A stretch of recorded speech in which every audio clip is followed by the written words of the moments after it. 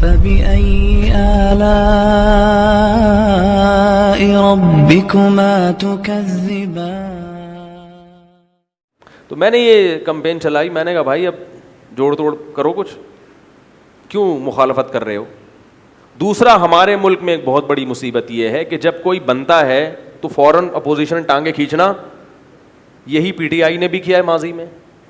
مسلم league کہ جب وزیر اعظم آئے تو انہوں نے ٹانگیں کھینچنا شروع کر دی.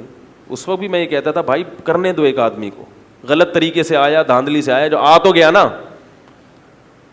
جب کسی حکومت کو وقت سے پہلے گرایا جاتا ہے تو لوگ اس پہ خوش ہو رہے ہیں کہ وزیر اعظم کا نقصان ہو گیا, یہ نہیں دیکھتے کہ ملک کا بیڑا غرق ہو گیا. ہم شخصیتوں کو دیکھتے ہیں, ملک اور ملت اور قوم کے مفاد کو بولو بھائی دیکھتے ہی نہیں ہیں.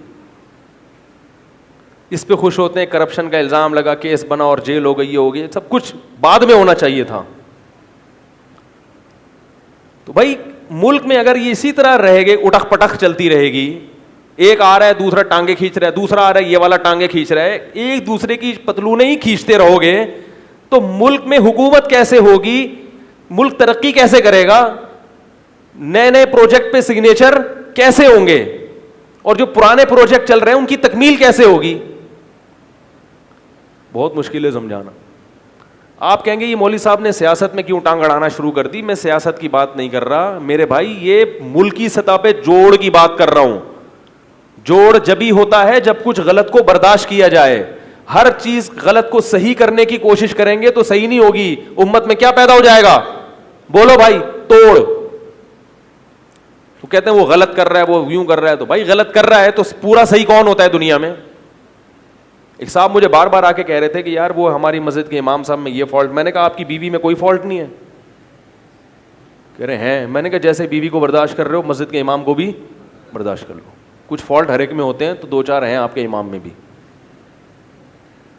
میں نے کہا آپ میں کوئی فالٹ نہیں. انہوں نے کہا نہیں. میں نے کہا اپنے بارے میں انسان یہی سمجھتا ہے کہ مجھ میں کوئی فالٹ نہیں.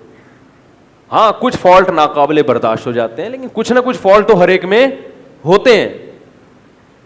تو سیاسی سطح پہ بھی ہمارے ہاں توڑ کی بات کرنے والا وہ ہمیشہ اس کو اچھی نظر سے دیکھا جاتا ہے. جو جوڑ کی بات کرے گا اس کو لوگ سمجھتے ہیں پتہ نہیں کیا اس کے. تو شریعت میں حکم یہ ہے کہ جو بھی حکومت کرے تو اس سے ہمیشہ جوڑ کی بولو بھائی کوشش کرو. اور حاکم کے بارے میں اسلام میں حکم ہے کہ اس کا احترام کیا جائے.